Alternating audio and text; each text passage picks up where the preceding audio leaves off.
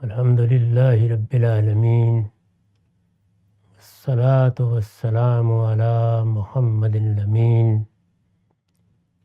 اعوذ باللہ من الشیطان الرجیم، بسم اللہ الرحمن الرحیم۔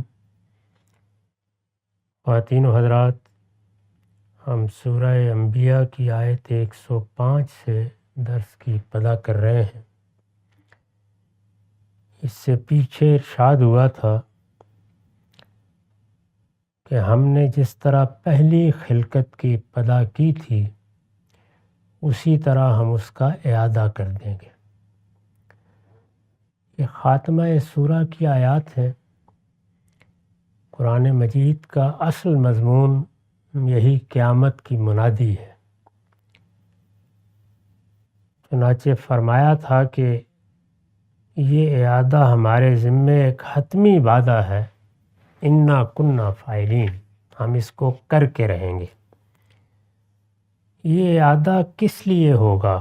اس کا نتیجہ کیا نکلے گا؟ اس دنیا میں اللہ تعالیٰ کا جو قانون کار فرما ہے وہ ہم بارہا عرض کر چکے ہیں کہ ابتلا کا قانون ہے۔ اس دنیا کو جس سنت الہی کی بنیاد پر قائم کیا گیا ہے وہ آزمائش، امتحان اور ابتلا کی سنت ہے۔ یہ بتایا گیا ہے کہ اصل دنیا اس کے بعد سامنے آئے گی۔ یہاں ہر شخص کو مہلت دی گئی ہے۔ اس مہلت کے دوران میں پروردگار یہ دیکھ رہا ہے کہ ایکم احسن عملا، کس کا عمل سب سے بہتر ہے۔ بہتر عمل کی بنیاد بہتر اور صحیح علم پر ہوتی ہے، لہذا علم کا بھی امتحان ہے اور عمل کا بھی امتحان۔ اس دنیا میں انسان اپنی صلاحیتوں کی بنا پر، اپنے پس منظر کی بنا پر، اللہ تعالیٰ کے ابتلا کے پیش نظر فیصلوں کی بنا پر بعض اوقات بڑی غیر معمولی چیزیں حاصل کر لیتا ہے۔ علم میں بہت برتر ہوتا ہے، ادب میں بہت برتر ہوتا ہے، اس کو اللہ تعالیٰ بے پناہ حسن و جمال اور وجاہت عطا فرما دیتے ہیں، دولت کی فراوانی ہو جاتی ہے۔ ان میں سے ہر چیز اپنے باطن میں یہ صلاحیت رکھتی ہے کہ اگر اس کو غلط استعمال کیا جائے تو انسان میں استکبار پیدا کر دے۔ استکبار اللہ تعالیٰ کو سب سے زیادہ ناپسند ہے۔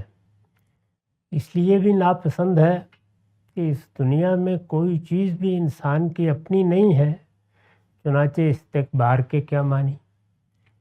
اور اس لیے بھی سخت ناپسند ہے کہ یہ در حقیقت حق کے مقابلے میں انسان کو کھڑا کر دیتا ہے۔ چنانچہ وہ سمجھتا ہے کہ یہ زمین میری ہے، اس کی بادشاہی میری ہے، اس کی طاقت میری ہے، اس کی قوت میری ہے۔ جب یہ بتا دیا کہ ہم اعادہ کریں گے تو اس کے ساتھ یہ بھی بتا دیا کہ جو آنے والی دنیا ہے وہ ابتلا کے قاعدے پر نہیں بنے گی۔ اس میں اللہ تعالیٰ میرٹ پر اپنے فیصلے سنائیں گے۔ وہ فیصلہ کیا ہوگا؟ ارشاد فرمایا ہے کہ ہم نے اپنی کتابوں میں ہمیشہ یہ بات لکھی ہے۔ چنانچہ زبور کا حوالہ دیا ہے، اسی سے اس پیرے کی ابتدا ہو رہی ہے جس کا ہم درس دے رہے ہیں۔ فرمایا ہے وَلَقَدْ كَتَبْنَا فِي الزَّبُورِ مِن بَعْدِ الذِّكْرِ أَنَّ الْأَرْضَ يَرِثُهَا عِبَادِيَ الصَّالِحُونَ۔ اس دنیا پہ تو لاخیر حکومت کر رہے ہیں، خدا سے بغاوت کر دینے والے لوگوں کو بڑا اقتدار، بڑا شان و شوکت حاصل ہو جاتی ہے، لیکن وہ آنے والی دنیا وہ مستکبرین کی دنیا نہیں ہوگی، وہ صالحین کی دنیا ہوگی۔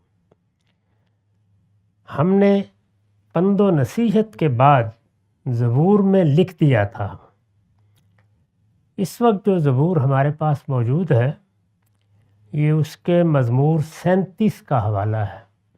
اگر آپ بائبل میں زبور نکالیں تو زبور میں مزامیر ہیں، یعنی گیت ہیں، وہ مناجاتیں جو گیت کی صورت میں نازل کی گئی ہیں۔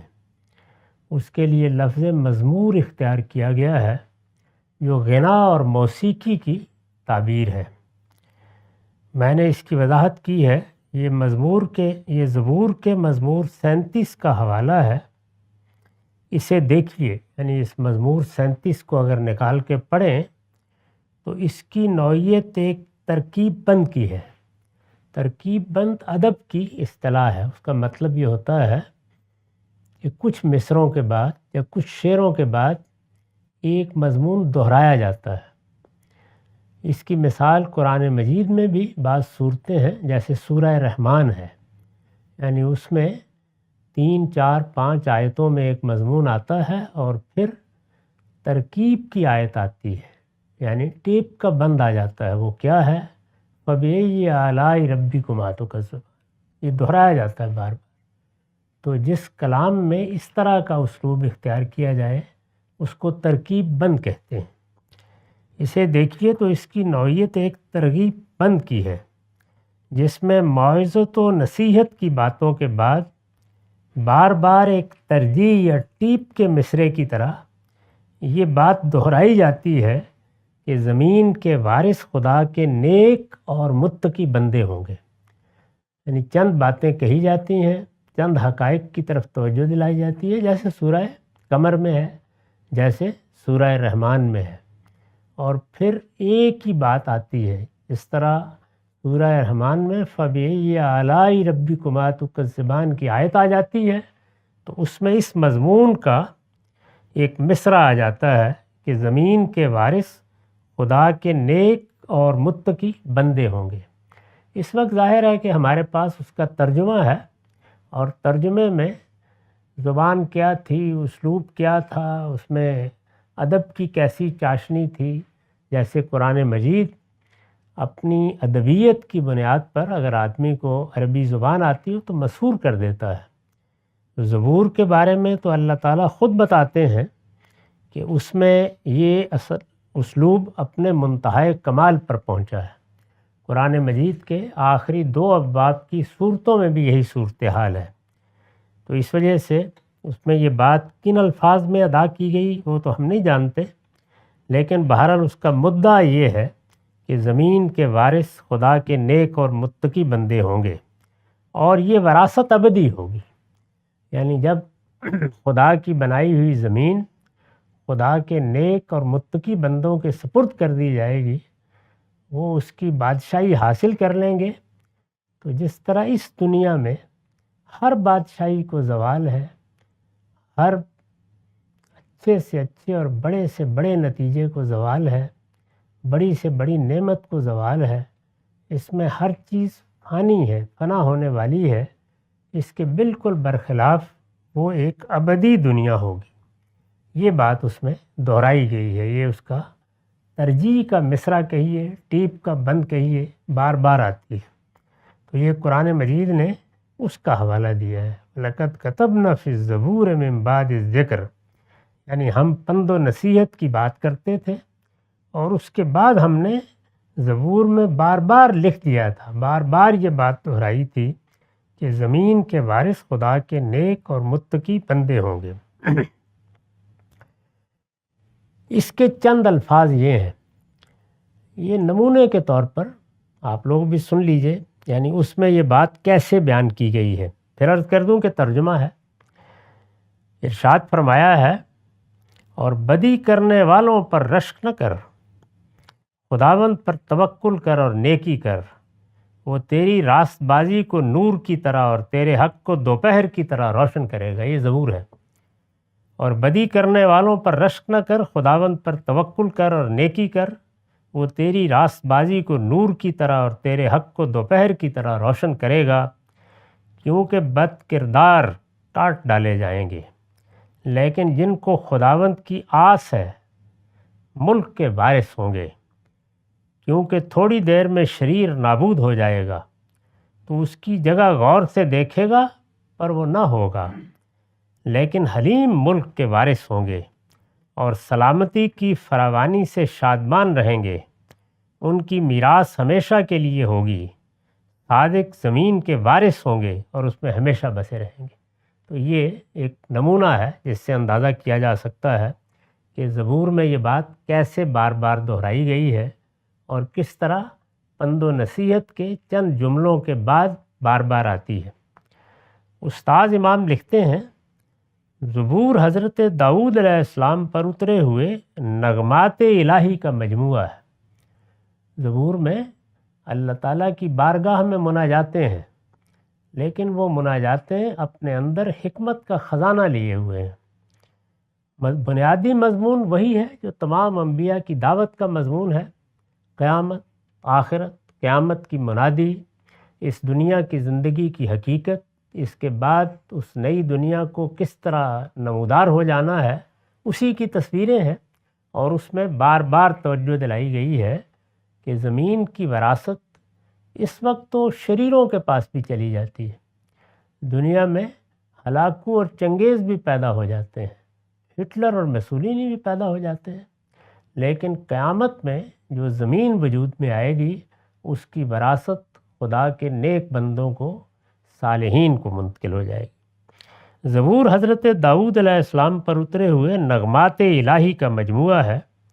حضرت داؤد، جیسا کہ اسی سورہ میں بیان ہوا ہے، نبی بھی تھے اور اس زمین کے ایک جلیل القدر بادشاہ بھی، یعنی ایک بادشاہ کو اللہ تعالیٰ نے نبوت عطا فرما دی تھی۔ ایک بادشاہ کی زبان ہی سے یہ اعلان سب سے زیادہ موزوں ہو سکتا تھا کہ زمین کے حقیقی اور آخری وارث صرف اللہ کے نیک بندے ہی ہوں گے۔ سیدنا داؤد ہی در حقیقت سب سے بڑھ کر اس کے مستحق تھے کہ ان کی زبان پر یہ الفاظ جاری ہوں، یہ مزمور لوگ ان کی زبان سے سنیں، وہ اس کی منادی کریں کہ زمین کے وارث خدا کے متقی اور پرہیزگار بندے ہوں گے۔ جب ایک صاحب جبروت بادشاہ اس حقیقت کی منادی کر گیا ہے تو کسی دوسرے کے لیے اس میں مجال سخن کہاں باقی رہی۔ یہ ان کی منادی ہے جس کا قرآن نے حوالہ دیا۔ ہم نے پند و نصیحت کے بعد زبور میں لکھ دیا تھا۔ یہ میں نے عرض کر دیا کہ جہاں لکھا ہے یعنی 37 مزمور ہے، تو وہاں بار بار سورہ رحمان کی طرح یہ تذکیر آتی ہے یا ترجیح آتی ہے۔ ترکیب بند میں عام طور پر اس کو ادب کی اصطلاح میں ترجیح کہا جاتا ہے یا ٹیپ کا بند کہا جاتا ہے۔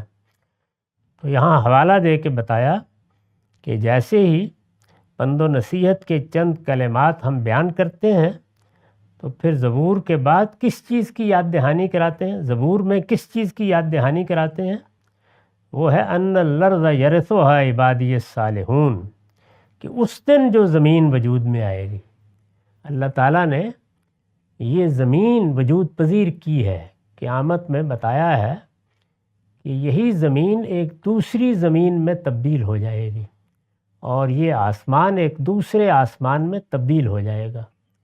اس سے معلوم ہوتا ہے کہ مجموعی حیت کائنات کی ایسی ہی رہے گی لیکن بالکل تبدیل ہو جائے گی۔ اس کے الفاظ خود قرآن میں یہ ہیں کہ یوم تبدل الارض غیر الارض والسماوات، اس زمین اور ان آسمانوں کو ہم اٹھائیں گے اور ایک نئی زمین اور نئے آسمانوں میں تبدیل کر دیں گے۔ یہ اس زمین کا ذکر کیا ہے، ان الارض یرثھا عبادی الصالحون۔ یہ زمین ابتلاء کے اصول پر آباد کی گئی ہے، اس کو بھی انسانوں کا مستقر بنایا گیا ہے۔ یہاں پر انہیں ایک عرصے کی مہلت دی گئی ہے، اس مہلت میں ان کو بہت کچھ آزادی دی ہے اور اپنی صلاحیتوں کو آزمانے کا موقع فراہم کیا ہے، لیکن یہاں سب کچھ دو شرائط کے ساتھ، ایک یہ کہ یہ کوئی بادشاہی نہیں ہے، یہ کوئی نعمت نہیں ہے، یہ ابتلاء ہے، امتحان ہے، آزمائش ہے، اور دوسرے یہ کہ یہاں جو کچھ ہے فانی ہے، اس کو باقی نہیں رہنا۔ اس زمین کے بارے میں زبور میں یہ لکھ دیا تھا، یہ فرمایا ہے یہاں پہ کہ اس کے وارث صالحین ہوں گے، یعنی جہاں جو فیصلہ ہو رہا ہے وہ قانون امتحان کے مطابق ہو رہا ہے۔ اللہ تعالیٰ انتخاب کر لیتے ہیں کس کو علم سے نوازنا ہے، کس کو حسن سے نوازنا ہے، کس کو دولت اور بے پناہ دولت دینی ہے، یہ یہاں ان کا فیصلہ ہوتا ہے، اور اس کی غایت کوئی میرٹ نہیں ہے بلکہ امتحان ہے، جبکہ وہاں تمام فیصلے عدل کی بنیاد پر ہوں گے، اور وہاں کی وراثت ان کو دی جائے گی جو یہاں اس وراثت کا استحقاق پیدا کر لیں گے۔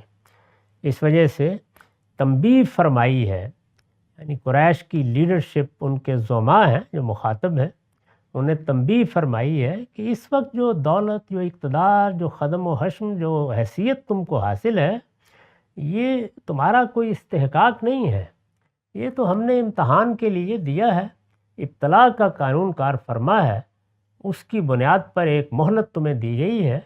اس مہلت میں بڑا ہی بدبخت ہوگا جو یہ خیال کر لے کہ میں اب دنیا کے سب لوگوں کو شکست دے دوں گا اور میں یہاں پر ہر بازی جیت لوں گا۔ یہ یوم التغابن نہیں ہے، وہ آنے والی دنیا ہے، اس کے لیے ہر شخص کو جد و جہد کرنی چاہیے۔ فَلْيَتَنَافَسِ الْمُتَنَافِسُونَ، وہاں اصلی فیصلہ ہوگا، اور فرمایا کہ اس فیصلے کی بنیاد یہ نہیں ہوگی کہ جس کو چاہا نواز دیا، جس کو چاہا دے دیا۔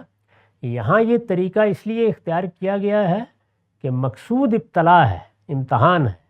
ہم یہ دیکھنا چاہتے ہیں کہ علم اور عمل کے معاملے میں لوگ کیا رویہ اختیار کرتے ہیں۔ جس کو جو کچھ ملا ہے اس میں اس کا پروردگار دیتا چلا جاتا ہے اور دیکھتا چلا جاتا ہے کہ یہ کیا طریقے اختیار کرتا ہے، اس میں استکبار پیدا ہوتا ہے یا تواضع پیدا ہوتی ہے، یہ اس کو اللہ کی عنایت اور نعمت سمجھ کے سر جھکاتا ہے یا دوسروں پر چڑھ دوڑتا ہے، یہ دوسروں کو حقیر سمجھتا ہے یا حق کی بالاتری کو اپنا مقصد بناتا ہے۔ تو یہ جو امتحان ہے، اس امتحان میں ظاہر ہے کہ جو نتیجہ نکلنا ہے وہ یہاں پر بھی کچھ نہ کچھ مقافات ہو جاتی ہے، لیکن وہ آخری نتیجہ نہیں ہے، آخری نتیجہ وہاں نکلنا ہے، اور وہ نتیجہ کس اصول پر نکلے گا اس کو بیان فرمایا کہ اس دن جو زمین وجود میں آئے گی اس کے وارث میرے نیک بندے ہوں گے، یعنی وہاں اصل میں شکر کا موقع ہوگا حقیقی معنی میں۔ وہاں پر اگر کسی نے سر بلند کرنا ہے تو وہ جگہ ہے جہاں وہ بلند ہونا چاہیے۔ یہ دنیا تو تواضع کی جگہ ہے، یہ جھکنے کی جگہ ہے، یہ خدا کی برتری کو تسلیم کر کے جینے کی جگہ ہے۔ اس میں اگر پیغمبر کے آنے کے بعد بھی تم اکڑ رہے ہو تو اس کا مطلب یہ ہے کہ تم نے نہ اس کی حقیقت سمجھی نہ اپنی حقیقت سمجھی، تم عاجز بندے ہو، تمہاری ہر چیز ہماری گرفت میں ہے، اس وجہ سے اس کو ملحوظ رکھو۔ مخاطبین کو اس پہلو سے توجہ دلائی جا رہی ہے، اور نتیجہ یہ بیان کیا ہے کہ یہ ہم کوئی نئی بات نہیں کہہ رہے، ہم نے تو زبور میں بھی یہی بات لکھی تھی کہ اس زمین میں قانون اور ہے اور آنے والی زمین کا قانون اور ہے۔ یہاں جو کچھ ملا ہے یہ دیکھنے کے لیے ملا ہے کہ لوگ رویہ کیا اختیار کرتے ہیں، سرکشی اختیار کرتے ہیں یا تواضع اختیار کرتے ہیں، خدا کے سامنے جھک جاتے ہیں یا لوگوں کے لیے مصیبت بن جاتے ہیں۔ یہاں علم، یہاں سیاست، یہاں حسن، یہاں دوسری صلاحیتیں، وہ سب اسی امتحان کے لیے دی گئی ہیں۔ اس وجہ سے زمین کی اس وراثت پر نگاہ رکھو جو صالحین کو دی جائے گی، نیک بندوں کو دی جائے گی، جس میں فیصلے حقیقی میرٹ پر ہوں گے، جس میں اللہ تعالیٰ جو کچھ یہاں ہوا ہے اس کا ایک ایک نتیجہ سامنے رکھ دیں گے، اور پھر تمہیں دکھا دیں گے کہ وہ فیصلہ کر رہے ہیں تو وہ فیصلہ کتنا عدل و قسط پر مبنی فیصلہ ہے۔ اس میں جو یہ لفظ استعمال ہوا ہے زمین، اس سے کوئی غلط فہمی نہ ہو، یہ اس زمین کا ذکر نہیں ہے، یہ اس زمین کا ذکر ہے۔ میں نے اس کی وضاحت کی ہے، اصل میں لفظ الارض استعمال ہوا ہے۔ قرآن کا ارشاد ہے کہ اس کے وارث، یعنی جس الارض کا قرآن یہاں ذکر کر رہا ہے، جس زمین کا، اس کے وارث بلا شرکت غیر، صرف اللہ کے نیکوکار بندے ہوں گے۔ یہ قرآن کا اعلان ہے۔ یہی بات زبور کے اس مزمور میں بیان ہوئی ہے جس کا حوالہ دیا گیا ہے، یعنی زبور کا مزمور 37، اس میں اللہ تعالیٰ نے بار بار اس کی یاد دہانی کرائی ہے۔ اس میں مزید صراحت ہے کہ یہ وراثت ابدی ہوگی، یعنی یہ وراثت 2 دن 4 دن 10-20 سال کے لیے نہیں ہوگی، 1200 سال کے لیے بھی نہیں ہوگی، ابدی ہوگی، یہ اٹرنل لائف ہے۔ اس سے واضح ہے کہ الارض سے مراد یہاں اس جہان نو کی زمین ہے جو قیامت کے بعد نئے نوامیس و قوانین کے ساتھ وجود میں آئے گی۔ لفظ الارض چونکہ مشترک ہے، اس کو بھی عربی میں الارض کہتے ہیں، اس کو بھی الارض کہا ہے، اور جہاں پر اس زمین کو دوسری زمین میں بدلنے کا ذکر کیا ہے وہاں بھی یہی لفظ استعمال کیا ہے، یوم تبدل الارض غیر الارض والسماوات، ہم اس زمین کو ایک دوسری زمین سے تبدیل کر دیں گے۔ تو یہاں وہ دوسری زمین زیر بحث ہے۔ سورہ ابراہیم کی آیت 48 میں اسی کے بارے میں فرمایا ہے، یوم تبدل الارض غیر الارض، اس دن کو یاد رکھو جب یہ زمین دوسری زمین سے بدل دی جائے گی، اس دوسری زمین کے لیے الگ قوانین ہیں، وہ ابدی زندگی کی زمین ہوگی اور اس کے وارث میرے نیک بندے ہوں گے۔ ان فی ھذا لبلاغا لقوم عابدین، اس میں ان لوگوں کے لیے بڑی آگاہی ہے جو ہماری بندگی کرنے والے ہیں، یعنی یہ جو ہم نے حقیقت بتائی ہے پیغمبروں کے ذریعے سے جس کی منادی کی ہے، اس میں لوگوں کے لیے بڑی آگاہی ہے۔ میں نے لکھا ہے اصل میں لفظ بلاغن آیا ہے، اس کی تنکیر تفخیم شان کے لیے ہے، یعنی بڑی آگاہی۔ جب بڑی آگاہی کو اس طرح بیان کرنا ہو تو یہی اسلوب اختیار کیا جاتا ہے، اور اپنے مدعا کے لحاظ سے یہ عام منادی اور عام بشارت دونوں کو شامل ہے، یعنی ہر جگہ پیغمبروں نے آ کر یہی بات لوگوں کو بتائی ہے کہ اس بات کو سمجھ لو، جو ہماری بندگی کرنے والے ہیں وہ آگاہ ہو جائیں، جیسے کوئی منادی ہر گلی کے کونے پر کھڑے ہو کر اعلان کرتا ہے، آگاہ ہو جائیں، بیدار ہو جائیں، متنبہ ہو جائیں، وہ دنیا بننے والی ہے جس کے وارث میرے نیک بندے ہوں گے، یہ منادی ہے۔ فرمایا کہ یہ تم سے عذاب کا مطالبہ کرتے ہیں، ظاہر ہے یہ مطالبہ جگہ جگہ جب قرآن مجید اس طرح کی تنبیہات فرماتا ہے تو یہ ان کی طرف سے سامنے آ جاتا ہے۔ وَمَا أَرْسَلْنَاكَ إِلَّا رَحْمَةً لِّلْعَالَمِينَ، یہ تم سے عذاب کا مطالبہ کرتے ہیں، اور ہم نے اے پیغمبر تم کو جو بھیجا ہے تو دنیا والوں کے لیے رحمت بنا کر بھیجا ہے، یعنی اللہ تعالیٰ پیغمبروں کو عذاب کے لیے نہیں بھیجتے، اس لیے بھیجتے ہیں کہ وہ دنیا والوں پر رحمت کرنا چاہتے ہیں، وہ چاہتے ہیں کہ دنیا والوں پر رحم فرمائیں، اور ان کی رحمت کا سب سے بڑا ظہور ان کی طرف سے آنے والی ہدایت ہے۔ انسان کو اس دنیا میں اگر ابتلا کے لیے بھیجا گیا ہے تو سب سے بڑی ضرورت کیا ہے؟ ہدایت کی ضرورت ہے، یعنی میں کامیاب ہوں، مجھے معلوم ہو جائے کہ مجھ سے میرے پروردگار کا مطالبہ کیا ہے۔ اس سے بڑی کوئی نیکی، اس سے بڑا کوئی خیر نہیں ہو سکتا کہ کچھ لوگ یہ بتانے میں اپنی زندگی لگا دیں کہ لوگوں یہ دنیا کس لیے بنائی گئی ہے اور اس کا انجام کیا ہونے والا ہے۔ سب سے بڑی بات یہی ہے جو دروازوں پر دستک دے کے انبیاء نے بتائی ہے، اللہ کے پیغمبر اس کی منادی کرتے ہیں۔ تو یہ فرمایا کہ یہ منادی کیوں کی جا رہی ہے، یہ تمہیں کیوں بتایا جا رہا ہے، اس کے لیے تمہارے اندر سے میں نے پیغمبروں کا انتخاب کیوں کیا ہے، اور اب محمد الرسول اللہ کو کیوں بھیجا ہے، میں تم پر رحمت کرنا چاہتا ہوں۔ یہ رحمت کے منادی بنا کر بھیجے گئے ہیں۔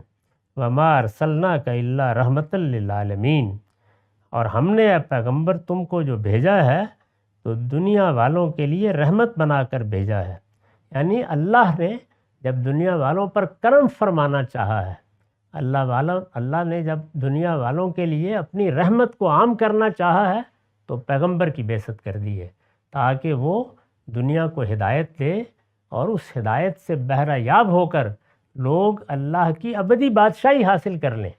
نتیجے کے لحاظ سے بڑا رحمت کا کوئی مضمون نہیں ہو سکتا۔ تو یہ اس کا حوالہ دیا اور بتایا کہ میں نے تو عذاب کے لیے پیغمبر نہیں بھیجے، تم پیغمبر کے آنے کے بعد بیٹھ گئے ہو کہ تم عذاب خریدو گے، میں تو رحمت کر رہا تھا تمہارے اوپر۔ قُلْ إِنَّمَا يُوحَىٰ إِلَيَّ أَنَّمَا إِلَٰهُكُمْ إِلَٰهٌ وَاحِدٌ فَهَلْ أَنتُم مُّسْلِمُونَ، ان سے کہہ دو کہ میری طرف تو صرف یہ وحی کی جاتی ہے کہ تمہارا معبود ایک ہی معبود ہے، تو کیا تم اپنے آپ کو اس کے حوالے کرتے ہو؟ فَهَلْ أَنتُم مُّسْلِمُونَ، یعنی پیغمبر جو منادی کر رہے ہیں وہ کیا ہے؟ وہ یہ ہے کہ اس دنیا کے بعد ایک نئی دنیا وجود میں آنے والی ہے جس کے وارث میرے نیکوکار بندے ہوں گے، یہ منادی ہے۔ اور یہ منادی کس لیے کی جا رہی ہے؟ اس لیے کہ اللہ اس دنیا والوں پر رحمت فرمانا چاہتا ہے، اور وہ آ کے کیا بات منوانا چاہ رہے ہیں، وہ یہ بات ہے کہ تمہارا معبود ایک ہی معبود ہے۔ یہاں اس پروردگار کی معرفت پر تمہاری زندگی اور تمہاری کامیابی کا انحصار ہے، وہ ایک ہی ہے، اس کو ایک ہی معبود کی حیثیت سے مانو اور اپنے آپ کو اس کے حوالے کر دو۔ یہ اپنے آپ کو حوالے کر دینا ہے جس کو عربی زبان میں اسلام کہتے ہیں۔ اسلام کا مطلب یہ ہے کہ میں نے اپنا وجود اپنے پروردگار کے حوالے کر دیا، میں نے اپنی انا کو، میں نے اپنی خودی کو، میں نے اپنے فیصلوں کو، میں نے اپنی مرضی کو اس کے سامنے سرنڈر کر دیا۔ سیدنا ابراہیم نے ایک موقع پر یہ بات کہی تھی کہ اسلمت لرب العالمین، میں نے اپنا آپ تیرے سپرد کر دیا ہے پروردگار۔ اسی سے یہ اسلام کا لفظ پیدا ہوا اور اس کے ماننے والوں کو مسلمان کہا گیا۔ تو ارشاد فرمایا کہ میری تو منادی یہی ہے، میں اور کیا کہہ رہا ہوں کہ تمہارا معبود ایک ہی معبود ہے، اور تم اس کے سامنے کیا اپنے آپ کو حوالے کر دینے کے لیے تیار ہو؟ فَهَلْ أَنتُم مُّسْلِمُونَ، ارشاد ہوا فَإِن تَوَلَّوْا فَقُلْ آذَنْتُكُمْ عَلَىٰ سَوَاءٍ، پھر اگر وہ اعراض کریں، منہ موڑیں، نہ سنیں تمہاری بات، تو کہہ دو کہ میں نے تم سب کو یکساں خبردار کر دیا۔ یعنی میں نے یہاں آ کے کوئی اپنے دوست احباب کا انتخاب کر کے الگ سے ان کو یہ خوشخبری نہیں سنائی، میں نے تم سب کو یکساں خبردار کر دیا ہے۔ میں نے لکھا ہے یعنی امیر و غریب، چھوٹے بڑے، لیڈر اور پیرو، سب کو بغیر کسی فرق و تمیز کے خبردار کر دیا، ایک ایک شخص کو بتا دیا ہے کہ خدا کے حوالے کر دو۔ ارشاد ہوا کہ وَإِنْ أَدْرِيَ قَرِيبٌ أَمْ بَعِيدٌ مَا تُوعَدُونَ، میں نہیں جانتا کہ وہ وقت قریب ہے یا دور جس کا تم سے وعدہ کیا جا رہا ہے۔ میں یہ بتا سکتا ہوں کہ وہ وقت آنے والا ہے، لیکن میں یہ نہیں بتا سکتا کہ وہ کب آئے گا۔ إِنَّهُ يَعْلَمُ الْجَهْرَ مِنَ الْقَوْلِ وَيَعْلَمُ مَا تَكْتُمُونَ، اب معاملہ خدا کے حوالے ہے، بے شک وہی جانتا ہے اس کو بھی جو سامنے کہہ رہے ہو اور اس کو بھی جسے تم چھپاتے ہو، یعنی سب چیزیں اسی کو معلوم ہے۔ حاشیہ ہے، مطلب یہ ہے کہ تم جو مطالبہ مجھ سے کر رہے ہو اس کو بھی جانتا ہے، اور اس کو بھی جو اس مطالبے کی تہ میں چھپا ہوا ہے، یعنی وہ ظاہر و باطن سے واقف ہے، اس پر سب کچھ واضح ہے، اس لیے وہی اپنے قانون اور اپنی حکمت کے مطابق فیصلہ کرے گا کہ تمہارے ساتھ اب کیا کرنا ہے۔ ارشاد ہوا وَيَعْلَمُ مَا تَكْتُمُونَ، جانتا ہے اس کو بھی جو تم چھپاتے ہو۔ وَإِنْ أَدْرِي لَعَلَّهُ فِتْنَةٌ لَكُمْ وَمَتَاعٌ إِلَىٰ حِينٍ، اور مجھے نہیں معلوم، شاید یہ فرصت تمہارے لیے ایک آزمائش اور ایک خاص وقت تک فائدہ اٹھا لینے کی مہلت ہو۔ مجھے تو یہ بھی نہیں معلوم کہ آخری فیصلہ کب صادر ہونا ہے۔ یہ ایک مہلت ہے، جتنا وقت تمہیں مل رہا ہے یہ فائدہ اٹھانے کا وقت ہے، تم چاہو تو اس سے فائدہ اٹھا لو۔ جیسے ہی بات یہاں پر پہنچی تو فرمایا قال رب احکم بالحق وربنا الرحمن المستعان علی ما تصفون، پیغمبر نے دعا کی کہ میرے پروردگار حق کے ساتھ فیصلہ کر دے، اور فرمایا ہمارا پروردگار رحمان ہی ہے جس سے ہم ان باتوں کے مقابلے میں مدد مانگتے ہیں جو تم بیان کرتے ہو۔ یعنی جیسے ہی سورہ خاتمے کے قریب پہنچی ہے تو آخری آیت میں پیغمبر کی زبان پر ایک دعا جاری کر دی۔ پیغمبر نے دعا کی کہ پروردگار اب حق کے ساتھ فیصلہ کر دے۔ اس سے صاف واضح ہے کہ معاملات اب خاتمے کو پہنچ رہے ہیں، ہجرت اور برات کا موقع قریب آ رہا ہے، اور پیغمبر بھی گویا دست بدعا ہو گئے ہیں۔ میں نے لکھا ہے سورہ کے آخر میں یہ پیغمبر صلی اللہ علیہ وسلم کی دعا بھی ہے، اور ہجرت و برات کے اس مرحلے میں اپنے منکرین کو وداع بھی، گویا الوداعی کلمات ہیں۔ اس کے بعد ظاہر ہے کہ صرف فیصلے ہی کا انتظار باقی رہ جاتا ہے۔ اس جگہ کے بعد پھر وہ فیصلہ صادر ہوتا ہے، جس کے بعد پھر زمین سے قومیں مٹا دی گئی ہیں۔ تو اللہ تعالیٰ نے یہاں ان لوگوں کو آخر میں خبردار کر کے اس سورہ کو یہاں ختم کر دیا ہے۔ اقول قولی ھذا واستغفر اللہ لی ولکم ولسائر